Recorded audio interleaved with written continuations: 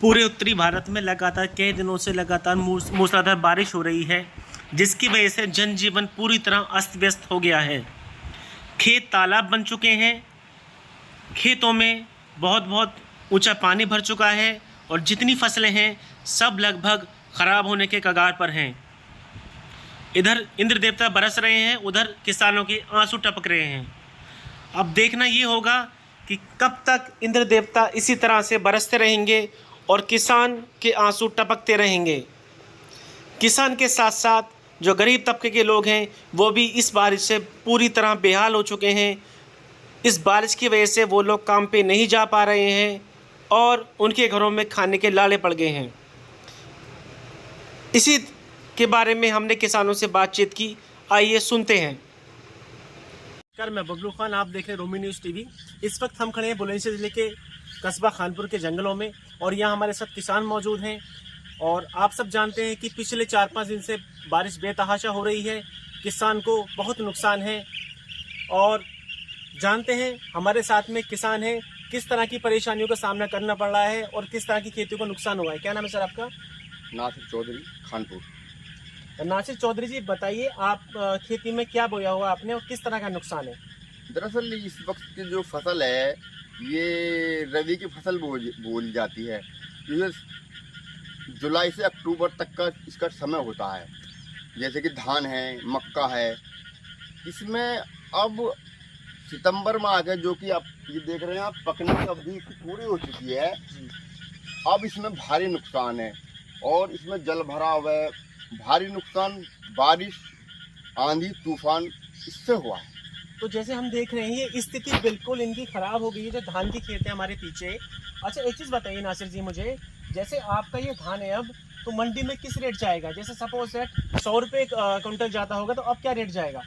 दरअसल ये किसान की एक दुर्भाग्य रहा है कि कुछ भी समझो, जब किसान एकमात्र किसान ऐसा है जो अपना उपज को मंडी में ले जाता है और उसका भाव खुद तय नहीं कर सकता। इसका भाव स्वयं जो आड़ती है, जो कि कमीशन लेता है किसान से, वो तय करेगा और व्यापारी।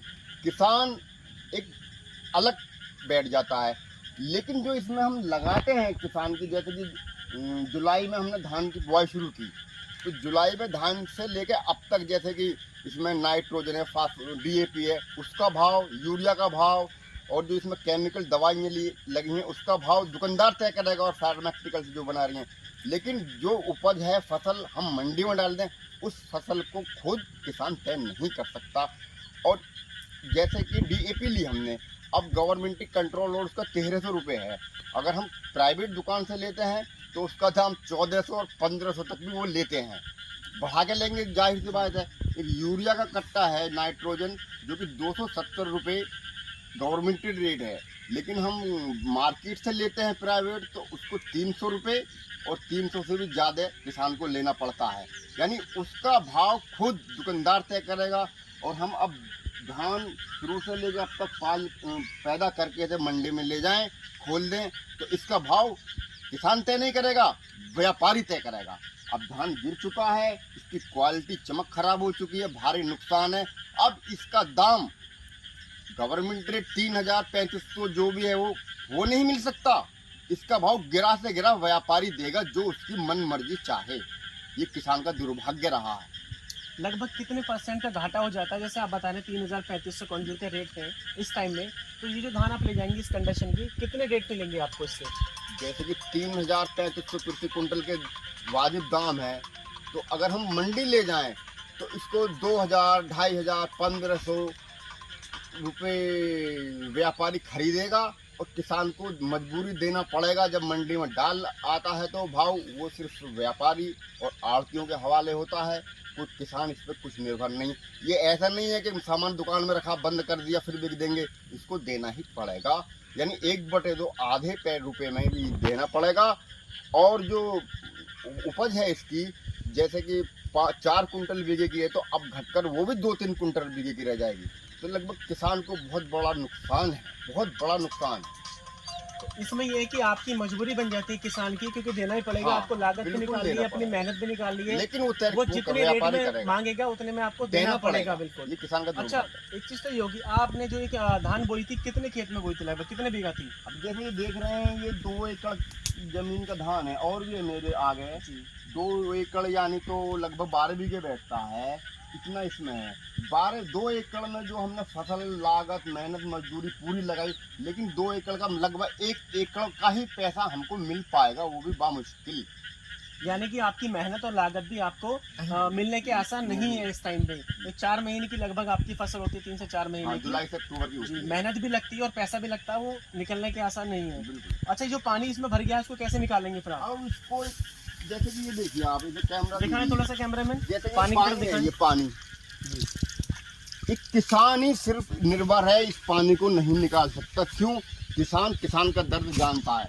बराबर में अगर किसान पानी निकालेगा तो बराबर में जो ये दूसरे खेतों में खेत जाएगा। का है उसको नुकसान होगा। ये किसान सोचता है और पानी बाहर रहे, इसमें ही रहेगा, वो निकाल नहीं सकता। इस भारी नुकसान को देखता रहेगा और खड़ा रहेगा। अगर ये पानी किसी जल निगम बोर्ड या कस्बा, टाउन, सिटी, गांव में उसको निकाल सकता है, लेकिन इसको नहीं निकाल सकता, क्योंकि इसके कोई रास्ते, नाली या पोखर या गड्ढे नहीं है जहाँ को निकाल यानी कर कि सकता। मजबूरी है किसान की जी कि हाँ। अपना नुकसान होते हुए देख रहा वो है। देखना पड़ेगा उसको, और इसके अलावा कोई चारा नहीं है उसके पास। अच्छा, धान के अलावा इस टाइम में कौन कौन सी ऐसी फसल जिनसे जिनको पानी से नुकसान है? जो इस सीजन की सभी फसल हैं, जैसे फसल 2 होती हैं, रबी की या खरीफ की। जैसे कि इस वक्त जुलाई से अक्टूबर के धान हैं, मूंग हैं, दलहन हैं, और बाकी गेंदे के फूल हैं शायद। गेंदा है। ये सब इसी फसल में आता है, जुलाई से अक्टूबर में। इस सारी फसल को भारी से भारी नुकसान है, बहुत भारी। और मैं तो अनुरोध करूंगा कृषि विभाग और गवर्नमेंट से कि इसको आदेश अनुसार लेखपालों द्वारा देखी जाए, और किसान को इसका जो तय हो सरकार मुआवजा दे, ताकि उसकी हौसला हिम्मत आगे बढ़े खेती करने के लिए। अब कहने को किसान को नाम दिया है अन्नदाता, मैं तो कहूँगा ये अंधा और लंगड़ा दाता है। ना ही कुछ कर सकता है, ना ही कुछ देख सकता है, ना ही कुछ सुन सकता है, ना ही देख सकता है। यही बस मेरा कहना है। बहुत धन्यवाद हमसे बात करने के लिए। हमारे साथ थे नासिर चौधरी जी, किसान हैं, और इनकी 2 एकड़ से ज़्यादा में धान लगी हुई है, और आप देख रहे हैं पीछे बहुत नुकसान है इनको। कह रहे हैं कि इनकी जो लागत है और मेहनत वो भी निकल पाना इस टाइम में नहीं इनको दिख रहा कि वो निकल पाएगी। इसके अलावा इस टाइम में जो भी फसलें होती हैं, जैसे गोभी हो गया या गेंदे के फूल हो गए या बाकी जो दलहन हो गया, इसके अलावा बहुत सारी और चीज़ें हैं इस टाइम में बारिश से बिल्कुल बेकार हो गई हैं। किसान को हर तरह से नुकसान है। ये ऊपर वाले की कुदरती है कि जब बारिश की ज़रूरत थी उस टाइम पे सूखा पड़ गया, और जब बारिश की ज़रूरत नहीं है तो बारिश धड़ाधड़ हो रही है। अब देखना ये है कि किसानों की जो सरकार है किस तरह से मदद करती है, किस तरह से इनको मुआवजा देगी, और कब तक इनको मुआवजा मिल जाएगा इस नुकसान का, इनके इस नुकसान की भरपाई कैसे हो पाएगी। अपने सहयोगी दानिश सैफी के साथ मैं बबलू खान, आप देख रहे थे रोमिंग न्यूज़ टीवी।